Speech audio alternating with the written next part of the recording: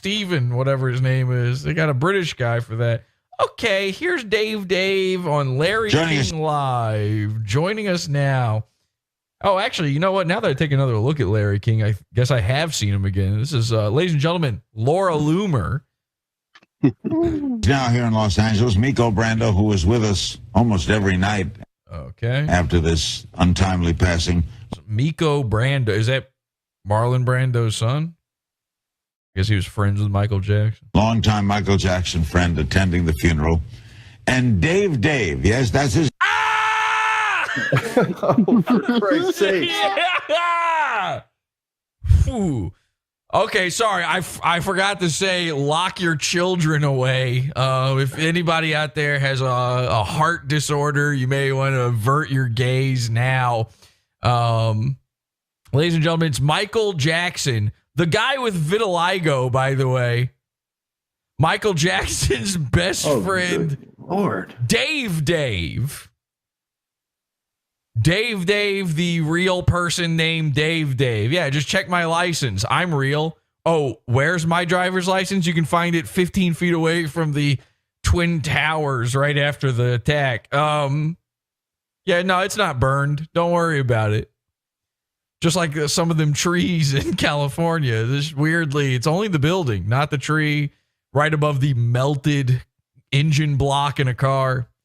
No big deal. Anyway, speaking of burns, here's Dave. Speaking of burns. His name, Dave. He was David Rothenberg. He was set on... Oh, was he? He was set on fire. This is his introduction? Jesus Christ. Yes, that's his name, Dave. He was David Rothenberg. He was set on fire in... Really? It's not. You're not going to say 1985, right? The year that Michael Jackson caught fire during a Pepsi commercial. For the love of God, Larry, do not say 1985. 1983. Okay. That was a close one. That was honestly a little too close. As you can see, terrible scars. The man is sitting right there. I mean, listen, I know he's already passed and everything, but you're looking right at him. Don't say he's visibly terribly scarred. He put on a silly little hat for you.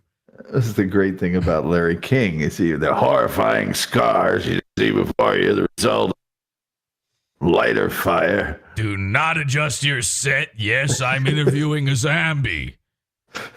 Ladies and gentlemen, the dead walk. The dead speak. It's true. Cincinnati, you're on.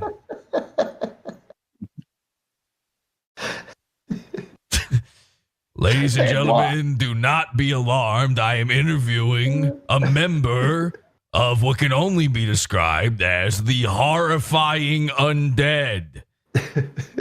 Straight out of a George Romero film. Ladies and gentlemen, my next guest, Dave, Kalamazoo, Michigan.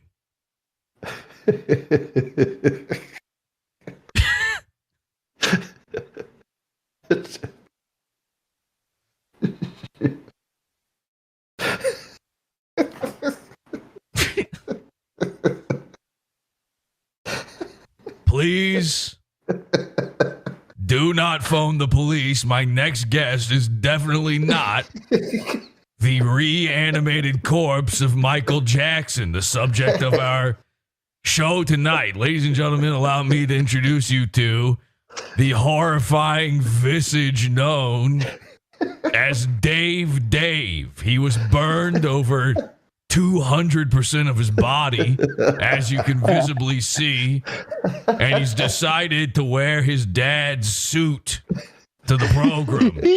Sheboygan, you're on. He was burned to a crisp outside his own home, Topeka, Kansas.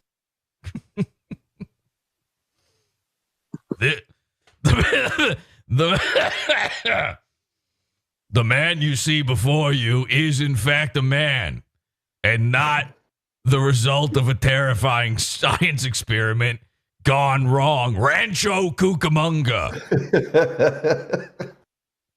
Michael Jackson befriended him and paid for a lot of his surgeries. Yeah.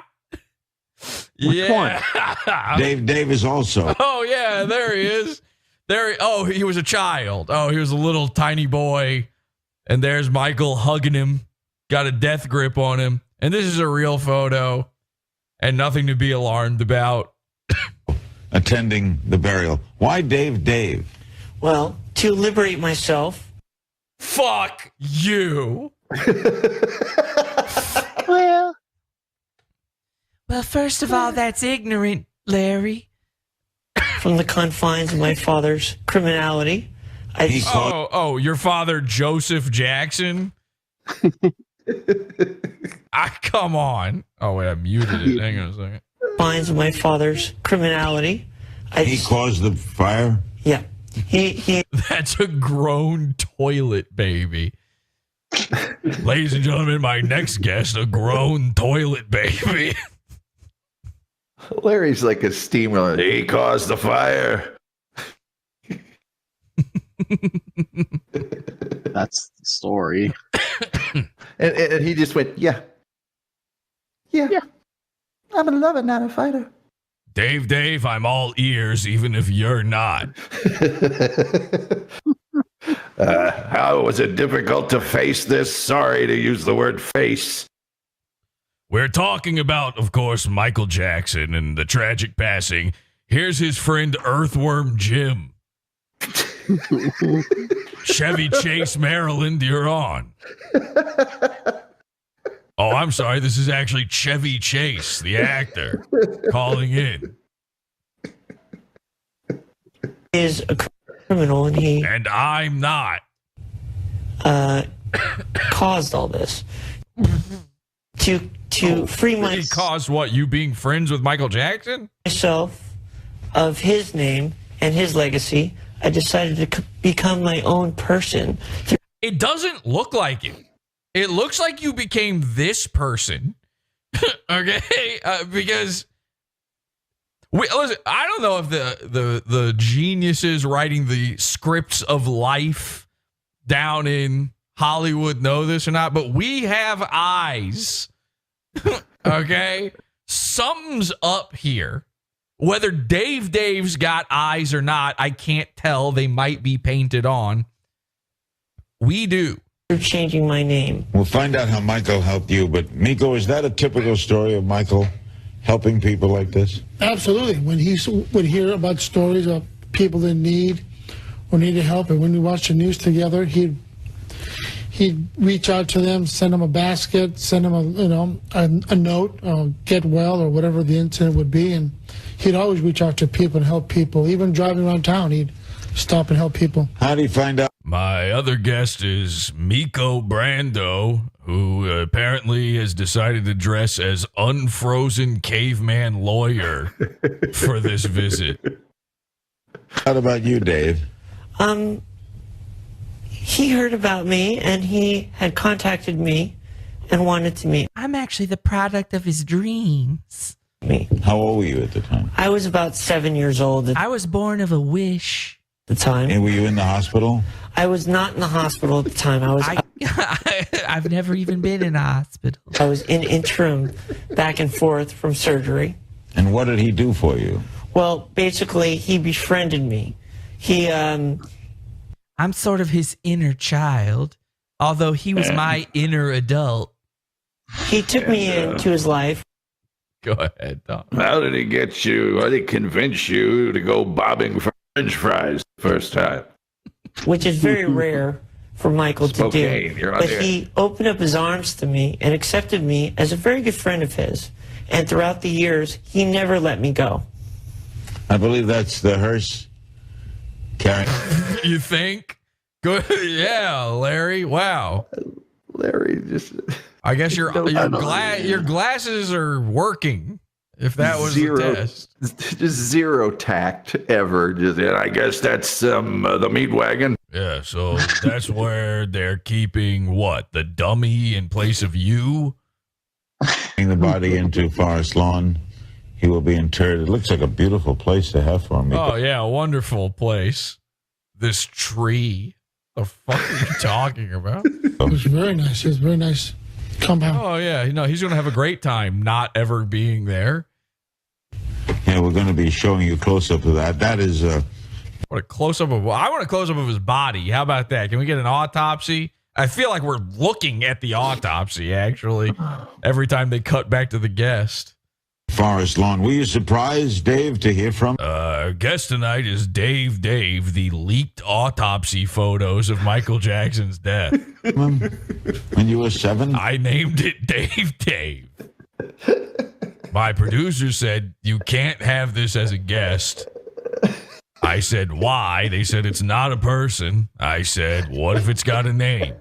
They said, okay, what's its name? I panicked. And I said, Dave.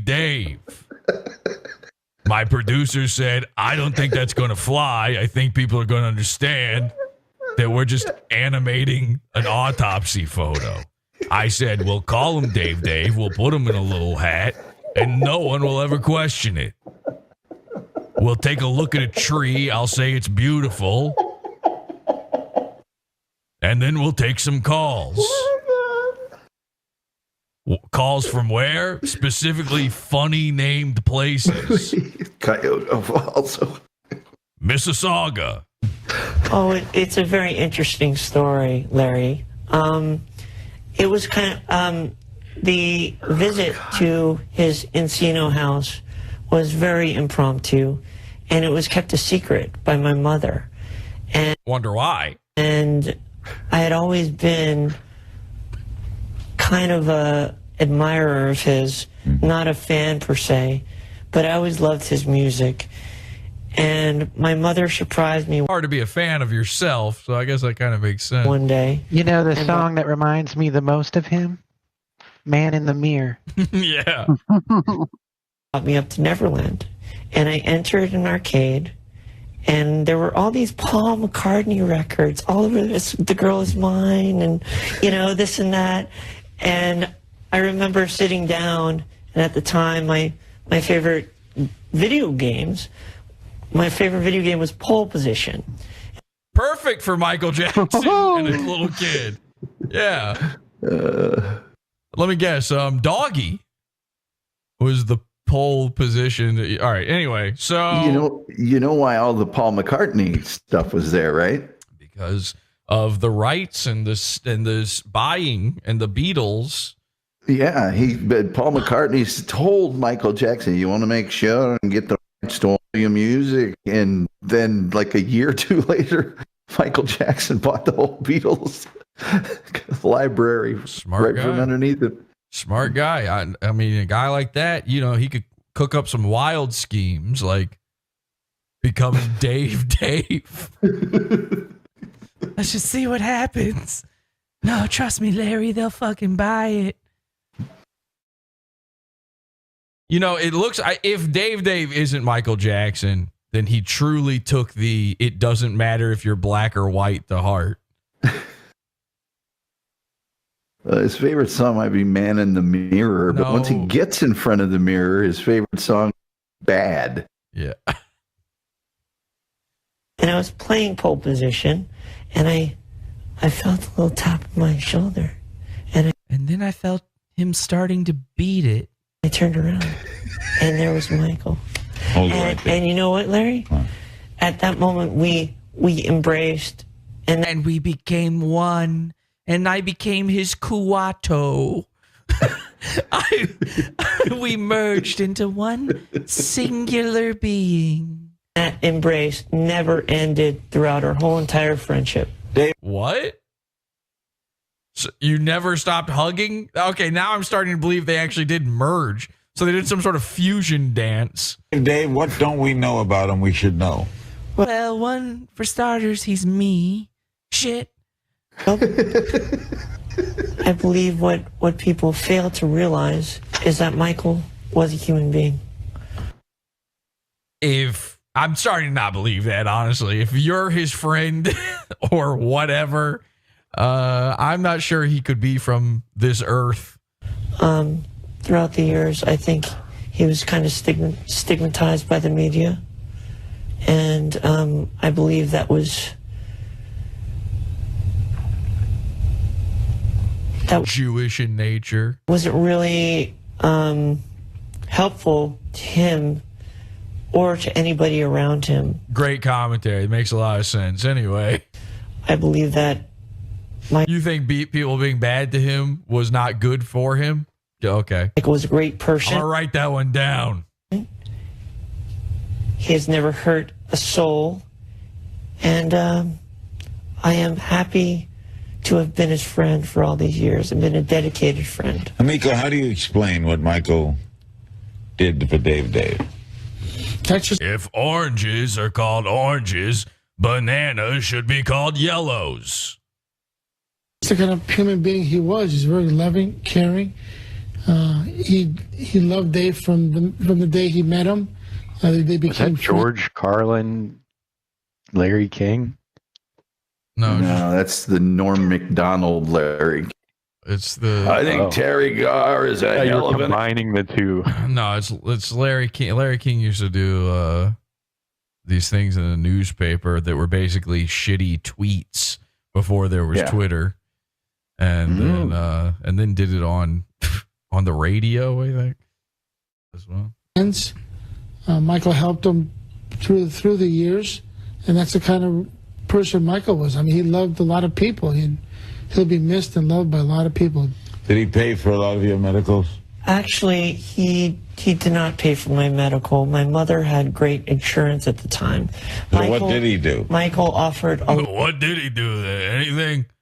So why do you even like him then, you stupid bitch? lot of emotional support from me. He was there for me whenever I needed to talk to him. He opened up Neverland to me as a means to get away.